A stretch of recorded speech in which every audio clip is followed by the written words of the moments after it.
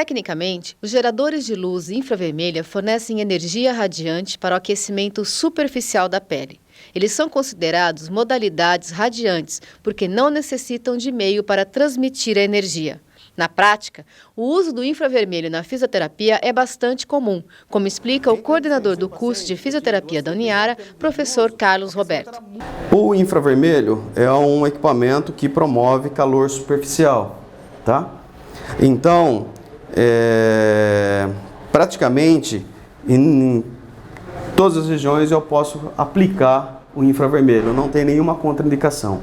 Algumas pessoas podem pensar o seguinte: bom, uma pessoa gestante, ela pode fazer uso do infravermelho?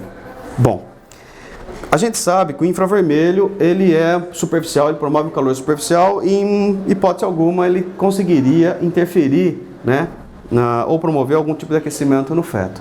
Só que algumas pessoas acabam ficando receosas em aplicar na região lombar, geralmente de mães, né, ou de gestantes. Nesse caso, eu sempre sigo a seguinte, dou sempre uma seguinte orientação para os alunos. Se o aluno tem dúvidas em relação a problemas que esse equipamento infravermelho possa ocorrer em uma gestação, então não use, tá? A princípio ele não tem nenhuma contraindicação para os de gestantes, mas se o profissional ou a pessoa que faz uso tem alguma restrição, algum receio, então não use, fica a sua consciência tranquila e ponto. Mas não existe nenhuma contraindicação. Eu posso aplicar o infravermelho em qualquer região do corpo. É claro que a face é um ponto crítico, né, em relação aos olhos. Nesse caso, então, eu tenho que estar protegendo os olhos caso eu vou fazer uma aplicação próxima à face, na região de ATM. Então, nesse caso, tem que fazer algum tipo de proteção. Caso contrário, nenhum tipo de risco eu tenho em relação ao infravermelho.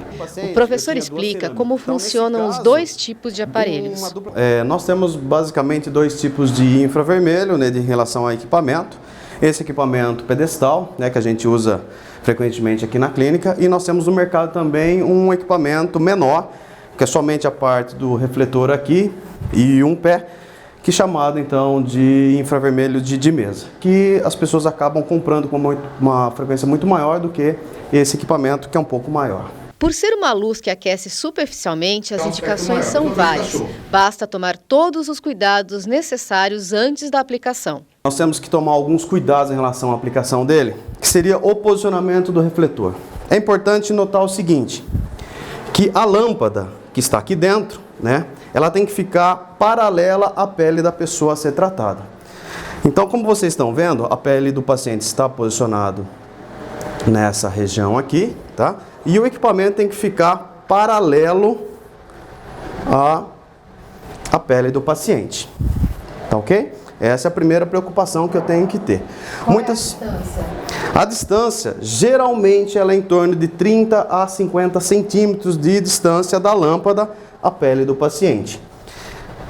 Nós utilizamos com uma frequência maior aqui, em torno de 40 centímetros. Então, a primeira precaução que eu tenho que ter é o paralelismo da pele com o refletor. A distância é outra preocupação que eu tenho que ter. E um outro problema, né, ou precaução que eu tenho que ter, é que o paciente não pode se movimentar durante a aplicação. Por quê? Caso o paciente se aproxime a metade da distância, vamos imaginar que o paciente está a 40 centímetros. Se ele aproximar da lâmpada 20 centímetros, a dose ela é quadruplicada. Então, aí sim existe o risco de queimadura, tá? Então, o paciente tem que estar praticamente imóvel durante a aplicação, de forma que ele não se aproxime e não toque a lâmpada do infravermelho, que vai estar muito quente. Algumas pessoas, a lâmpada liga e ela acha que a temperatura, que o equipamento já está funcionando, então ela deixa esse tempo de 15 a 20 minutos. O correto seria, eu vou ligar o equipamento, tá? Vou aumentando a temperatura, vou aumentando a intensidade dessa lâmpada, até o momento que a pessoa diga que ela está muito forte e que ela não suporta. Então vamos lá. Eu vou aumentando a lâmpada e vou perguntando ao paciente: Henrique, como que está a temperatura? Está muito forte? Tá bom. Posso aumentar um pouco mais? Então sempre eu vou nessa linha. Vou perguntando ao paciente se eu posso aumentar um pouco mais a intensidade e vou, consequentemente, aumentando a intensidade da lâmpada. Pergunto novamente ao paciente: Henrique, como está? Está muito forte? Aumentar um pouquinho só. Posso aumentar um pouco mais? Então posso aumentar um pouco mais. Perfeito. Aumentei um pouco mais. E agora? Ainda dá mais um pouquinho. Posso aumentar um pouco mais? Sim, posso aumentar um pouco mais. Por quê? Porque eu vou na temperatura máxima que o meu paciente suporta. Se eu conseguir atingir essa temperatura máxima que ele suporta, consequentemente, os benefícios que o calor vai causar seriam máximos possíveis. Tá ok? Então, a ideia é, eu não devo deixar a dose da lâmpada baixa numa situação confortável. Eu devo deixar a lâmpada numa posição que o paciente informe ou diga que a temperatura está a máxima por ele suportada, não é confortável, porque confortável eu posso simplesmente aumentar, ligar a lâmpada e está confortável, mas o que eu quero é o máximo de benefício que o calor possa trazer. Consequentemente, né, eu devo deixar a máxima intensidade que o meu paciente suporta, mas dentro de uma segurança, ou seja, se eu aumentar um pouco mais a temperatura, ele pode falar para mim: olha, agora está muito forte, então eu devo diminuir um pouco essa dose, certo? Como está, Henrique? Tá bom. Tá bom? Então, uma temperatura máxima por ele suportada, mas que ele, então, consequentemente, né, suporte essa intensidade. Consequentemente, eu vou obter o resultado máximo que a luz ou que o calor vai estar causando. Para quem faz uso do aparelho em casa, o professor Carlos nos explica quais são as precauções para evitar, principalmente, queimaduras. Então, se ela estiver se aproximando e distanciando dessa lâmpada para fazer o controle da intensidade, consequentemente, esse ajuste ele vai se tornar difícil.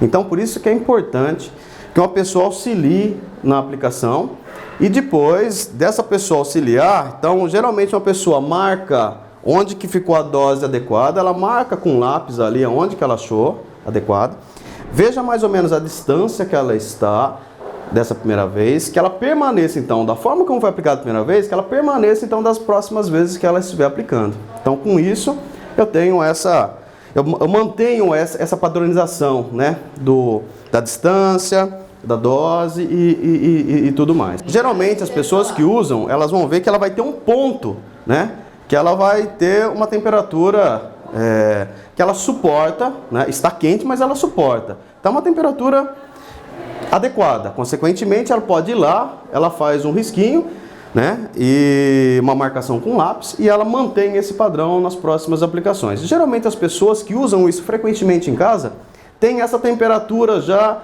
o posicionamento do botão já meio que padronizado. Elas próprias, de tanto uso, né, elas acabam tendo essa padronização. Equipamentos que porventura não tenham nenhum tipo de marcação. Então, nesse caso, é a distância que acaba sendo, né, o ajuste.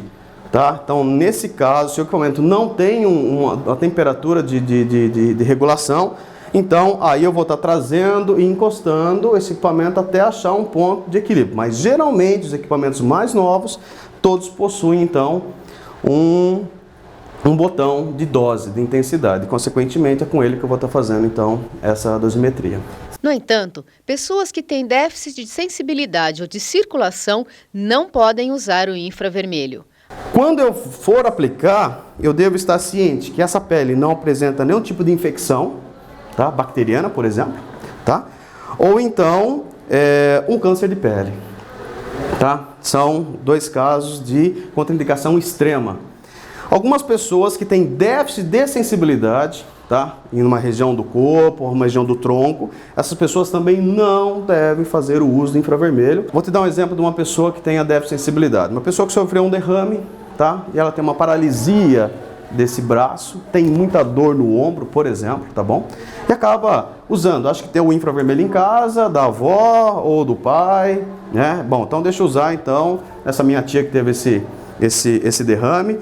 E muitas vezes essa pessoa, além do déficit motor que ela apresenta um déficit sensitivo. Ou seja, aquela pessoa que você encosta a mão, né, no lado do hemicorpo dela que está paralisado e ela não percebe que você tocou. Ou seja, existe um déficit de sensibilidade instalado que se eu colocar algo frio ou algo quente, ela não vai conseguir distinguir com grande facilidade, ou às vezes nem distingue. Então, nesse caso, o infravermelho está totalmente contraindicado. Por quê? Porque a pessoa não tem como informar para você se o calor está excessivo, se o calor está brando, né? Então, nesse caso, eu contraindico totalmente o uso de infravermelho. A hanseníase entra em decorrência do fato da deficiência. Tá. Então, a hanseníase entra. A questão de um pé diabético, de uma pessoa que tem diabetes, também pode ter déficit de sensibilidade. São exemplos, né, clássicos de perda de sensibilidade. Então, eu tenho que tomar, assim, precauções antes mesmo de aplicar o infravermelho, como que está a sensibilidade dessa pessoa. Se ela tiver um déficit de sensibilidade, né, às vezes pequeno, até dá para eu usar, mas eu tenho que ficar muito receoso, né, que pode estar acontecendo algum tipo de lesão. Se esse déficit for grande, então, nesse caso, eu não utilizo de forma alguma. O grande alerta que o professor faz é quanto ao contato dos olhos com a luz. Algumas pessoas acabam usando o infravermelho de frente. Então, por exemplo, acabam usando o equipamento muitas vezes no chão, tá? Orientado para o joelho, e não tem como dessa radiação infravermelho acabar incidindo sobre os olhos. Então tem que tomar um cuidado muito grande com os olhos, tá? É claro que não é uma aplicação, duas aplicações, que isso vai me causar um problema sério no olho.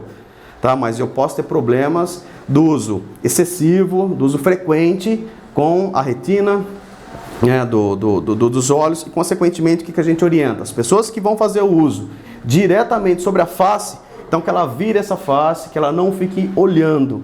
Se por acaso não tem como ela ficar ou virar essa face, então a gente pede para a pessoa colocar um algodão úmido na frente dos olhos para que não tenha nenhum tipo de incidência, ou até mesmo, né, um óculos apropriado.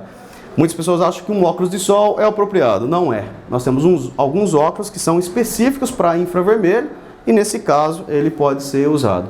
Mas óculos de sol não devem ser utilizados como mecanismo ou meio de proteção dos olhos em relação ao infravermelho. Ao final da aplicação, surge o eritema, mais conhecido como aquela vermelhidão que fica na pele. Mas não há com que se preocupar, pois aos poucos a mancha vai desaparecendo. Esse eritema, aos poucos, ele vai sumindo, e isso é indicativo que eu fiz o uso de calor, tá? De calor superficial. Isso é uma resposta da pele. Esse eritema, rapidamente, ele acaba sendo resolvido, né? Diminuído, e é indicativo para nós que o tratamento foi eficaz. Tá, okay? Ele pode, por exemplo, agora, você falou que antes não podia, mas ele pode tomar banho, aí sai hidratante a pessoa? Pode nadar, pode fazer o que quiser. Depois do uso, nenhum problema. Ele pode estar fazendo qualquer tipo de atividade depois do uso, né? É claro que algumas pessoas acabam tendo aquele receio de que, bom, se eu for sair sem camisa agora, eu estou com o corpo quente. Realmente, isso não tem muita problemática, né? No entanto, algumas pessoas acabam realmente tendo, quanto as pessoas mais idosas, elas têm, a temperatura do corpo acaba reduzindo um pouco e elas sentem um pouco mais frio, e qualquer contraste de calor com frio, elas podem ter realmente algum tipo de resfriado e tudo mais. Então, sugere-se, né, que a pessoa, fazendo uso de calor no tronco, como a gente acabou de fazer aqui, que a pessoa vista a camisa, né, e espere então esse eritema se resolver.